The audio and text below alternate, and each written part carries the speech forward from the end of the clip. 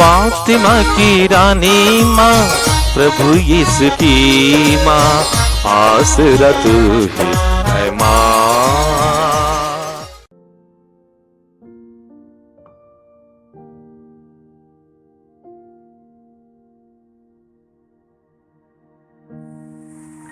पहला पाठ कुरिन्थियों के नाम संत पौलुस का पहला पत्र, अध्याय 4, पद संख्याएं 6 से 15 तक। भाइयों, मैंने आप लोगों के लिए अपने और अपोलो के विषय में यह स्पष्टीकरण दिया है, जिससे आप हमारे उदाहरण से यह शिक्षा ग्रहण करें कि कोई भी धर्म ग्रंथ की मर्यादा का उल्लंघन ना करें और आप एक का पक्ष लेते हुए दूसरे का तिरस्कार करते हुए घमंडी ना बने। कौन आपको दूसरों की अपेक्षा अधिक महत्व देता है? आपके पास क्या है जो आपको ना दिया गया हो? और यदि आपको सब कुछ दान में मिला है तो इस पर क्यों गर्व करते हैं, मानो या आपको ना दिया गया हो? अब तो आप लोग तृप्त हो गए हैं, आप धनी हो गए हैं, आपको हमारे बिना राज्य मिल चुका है। कितना अच्छा होता यदि आपको सचमुच राज्य मिला होता, तब हम भी शायद आपके राज्य के सहभागी बन जाते। मुझे ऐसा लगता है कि ईश्वर ने हम प्रेरितों को मनुष्यों में से सबसे नीचा दिखाया है। हम अखाड़े में प्राणदंड भोगने वाले मनुष्य की तरह हैं। हम विश्व के लिए स्वर्गदूतों और मनुष्यों दोनों के लिए तमाशा बन गए हैं। हम मसीह के कारण मूर्ख हैं, किंतु आप मसीह के समझदार अनुयायी हैं। हम दुर्बल हैं और आप बलवान हैं। आप लोगों को सम्मान मिल रहा है और हमें तिरस्कार। हम इस समय भी भूखे और प्यासे हैं, फटे पुराने कपड़े पहनते हैं, मार खाते हैं, भटकते फिरते हैं और अपने हाथों से परिश्रम करते करते थक जाते हैं। लोग हमारा अपमान करते हैं और हम आशीर्वाद देते रहते हैं। वे हम पर अत्याचार करते हैं और हम सहते रहते हैं। वे हमारी निंदा करते हैं और हम नम्रतापूर्वक अनुनय विनय करते हैं। लोग अब भी हमारे साथ ऐसा व्यवहार करते हैं मानो हम पृथ्वी के कचरे और समाज की कूड़ा करकट हों। मैं आप लोगों को लज्जित करने के लिए यह नहीं लिख रहा हूँ, बल्कि आपको अपनी प्यारी संतान समझकर समझा रहा हूँ, क्योंकि हो सकता है कि मसीह में आपके 1000 शिक्षक हों, किंतु आपके अनेक पिता नहीं हैं। मैंने सुसमाचार द्वारा यीशु मसीह में आप लोगों को उत्पन्न किया है। यह प्रभु की वाणी है। भजन अनुवाक्य। प्रभु उन सबों के निकट हैं जो आपका नाम लेते हैं। प्रभु जो कुछ करता है अच्छा ही करता है। वह जो कुछ करता है प्रेम से करता है। वह उन सबों के निकट है जो उसका नाम लेते हैं, जो सच्चे हृदय से उसे विनती करते हैं। अनुवाक्य। प्रभु उन सबों के निकट है जो उसका नाम लेते हैं, जो उस पर श्रद्धा रखते हैं। वह उनका मनोरथ पूरा करता है। वह उनकी पुकार सुनकर उनका उद्धार करता है। प्रभु अपने भक्तों की रक्षा करता है, किंतु वह अधर्मियों का सर्वनाश करेगा। अनुवाक्य। प्रभु उन सबों के निकट है जो उसका नाम लेते हैं। मेरा कंठ प्रभु की स्तुति करता रहे। सभी मनुष्य सदा सर्वदा उसका पवित्र नाम धन्य कहें। अनुवाक्य: प्रभु उन सबों के निकट है जो उसका नाम लेते रहते हैं। जय घोष। हालेलुया। प्रभु कहते हैं, मार्ग, सत्य और जीवन मैं हूँ। मुझसे होकर गए बिना कोई पिता के पास नहीं आ सकता। हालेलुया। प्रभु आप लोगों के साथ हो और आपके साथ भी। सन्मति के अनुसार पवित्र सुसमाचार। प्रभु की जय। अध्याय 5 पद संज्ञाएं 1 से 12 तक। यीशु यह विशाल जनसमूह देखकर पहाड़ी पर चढ़े और बैठ गए।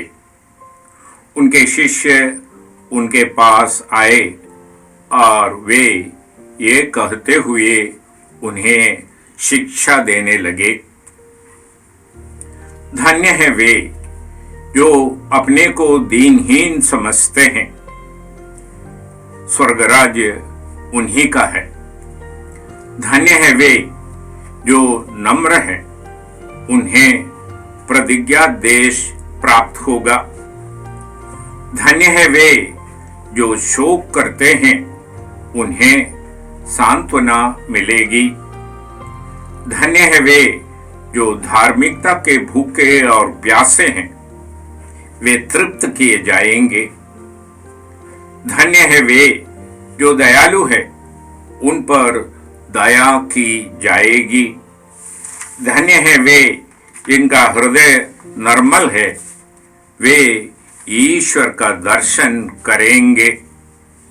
धन्य है वे जो मेल कराते हैं, वे ईश्वर के पुत्र कहलाएंगे। धन्य है वे जो धार्मिकता के कारण अत्याचार सहते हैं, स्वर्गराज्य उन्हीं का है।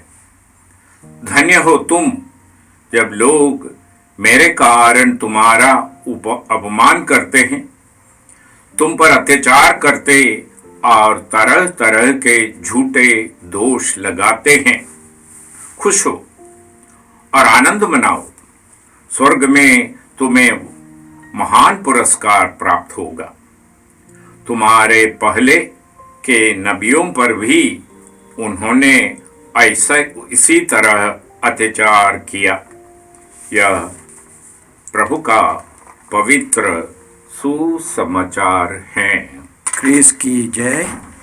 प्यारे भाइयों और बहनों, आज सितंबर 5 तारीख को कैथोलिक सभा एक महान संत के स्वर्गवास के दिन याद करते हैं और उन्हीं के पर्व मनाते हैं।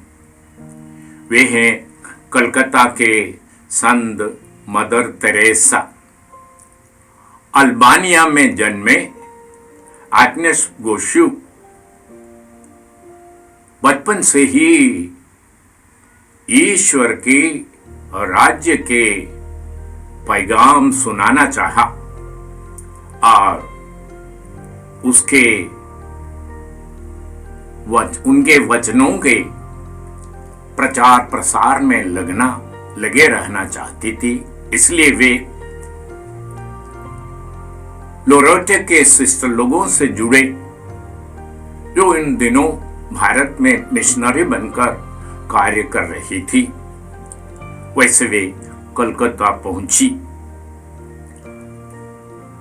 कलकत्ता में बिताए कुछ दिनों के बाद वे आध्यात्मिक साधना करने के लिए दार्जिलिंग जा रही थी।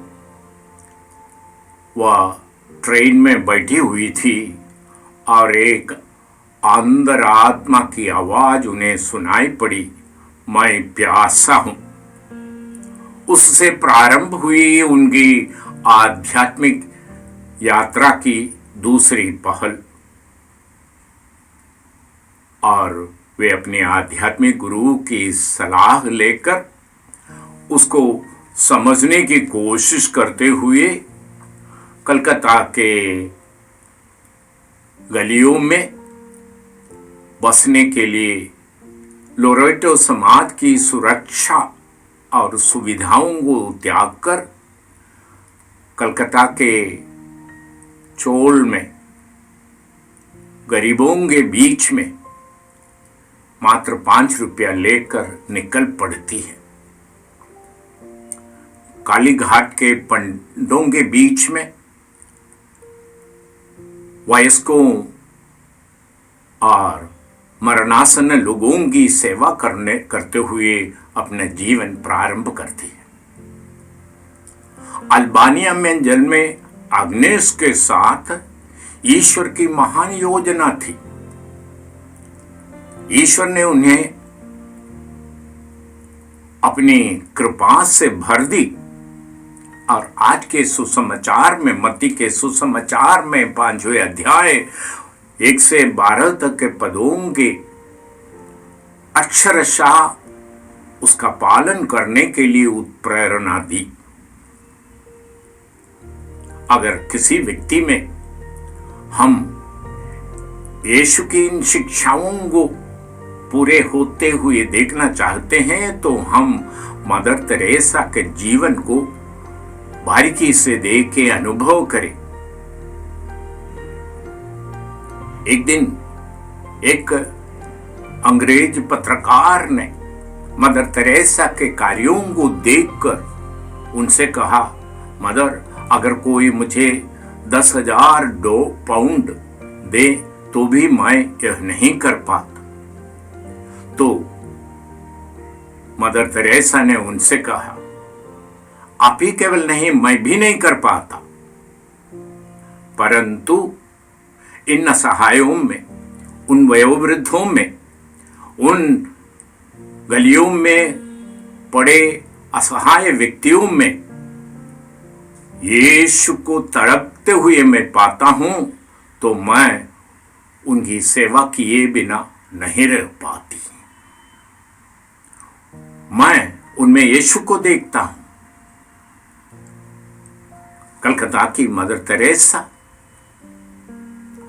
अपने अनुयायियों को, जो संसार के 138 देशों में फैली हुई, उनको बताई कि हर दिन पवित्र साक्रमेंट के सामने उपस्थित होकर यीशु को देखे, यीशु को दर्शन करे और वो यीशु को गरीबों, अनाथों में देखे, उस प्रेम से देखे जो यीशु के प्रति उनके हृदय में उमड़ पड़ता है।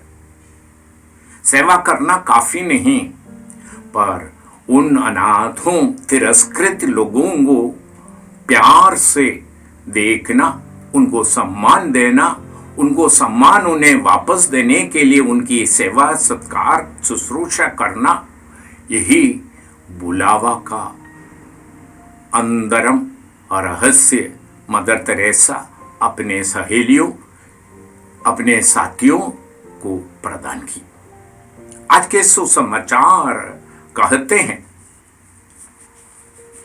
धन्य है तुम,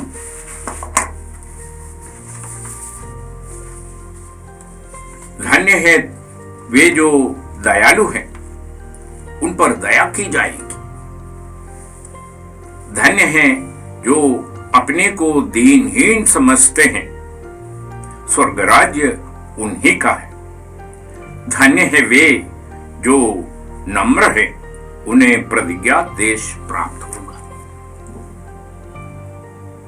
आज की सुसमाचार ईश्वरीय कृपा का सारांश है। ईश्वर जब व्यक्ति में निवास करने लगते हैं, जब ईश्वर की कृपा से व्यक्ति भरने लगते हैं, तो वे ईश्वर जैसे बन जाते हैं, दयालु बनते हैं, इतनी अनुकंपा से भरे जाते हैं कि उड़ाव पुत्र के पिता जिस भांति दौड़कर अपने पुत्र को गले लगाए और उनके बातों पर ध्यान देने के बजाय उड़ाव पुत्र उनसे जब कहा, पिताजी, मैं आपके पुत्र कहलाने योग्य नहीं हूं, अपने सेवकों में से एक समझकर मुझे अपने पास रख लीजिए। तो उन्होंने आदेश दिया, नए कपड़े लाओ, उनके पैरों पर जूते लगाओ, अंगूठी पहनाओ, बछड़े मारो, आनंद मनाओ। ये अपार प्रेम पाने वाले की योग्यता पर निर्भर नहीं, परंतु ईश्वर की अपार प्रेम। कलकत्ता की मदर तेरेसा ने अनुभव की, ईश्वर उनमें निवास की, आत्मत्याग करने की वरदान प्रदान किया कि वे लोरेटे के सुख सुविधा या सुरक्षा को त्याग कर कंगालों के बीच में कंगाल बनकर के रहने के लिए तैयार हुई और वे उन सारे लोगों के लिए अपने जीवन बिताए। उनको ईश्वरीय प्रेम से देखने की कृपा प्राप्त हुई और इसलिए वो कहती हैं, अगर कोई बच्चे माता पिता के लिए बोझ बनती है, उसे मुझे दे दो, मैं उनकी देखरेख करूंगी।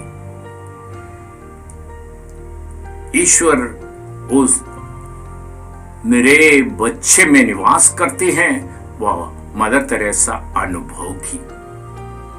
आज के पाठ वही कहते हैं, जो धार्मिकता के भूखे प्यासे हो वो तृप्त किए जाएंगे।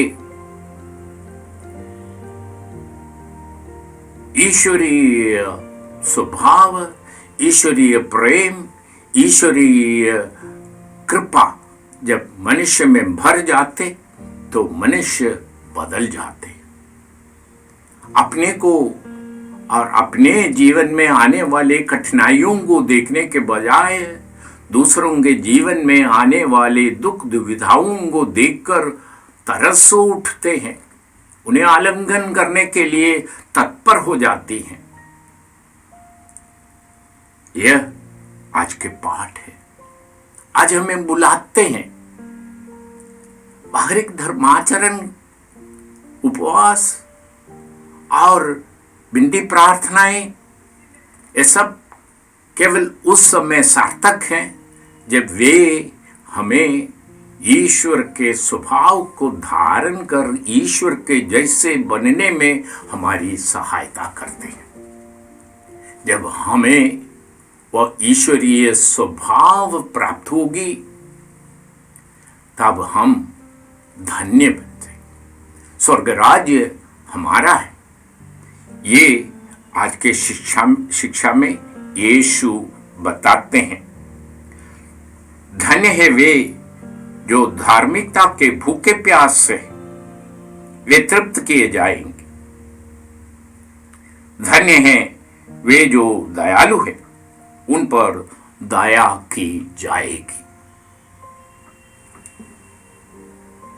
मानव को ईश्वर ने अपने रूप देकर अपने प्रतिरूप बनते हुए संसार में रहने, संसार की जीवन यापन करने के लिए बुलाया और सृजन किया।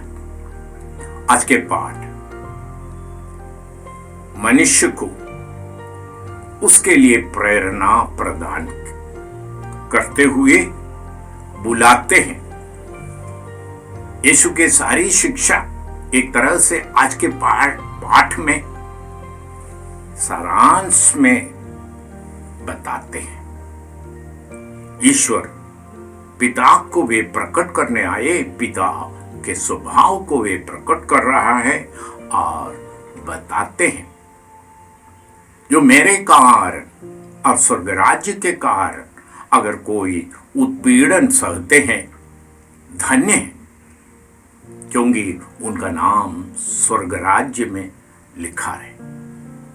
हम आज प्रभु से प्रार्थना करें, वचन सुनते समय, वचन का अनुकरण करते समय हम वचन के श्रोता मात्र नहीं, वचन के पालनकर्ता बनने की कृपा प्राप्त करें। वचन हमारे हृदय को ऐसे प्रभावित करे कि हम ईश्वर के दत्तक पुत्र पुत्रियां बन जाएं।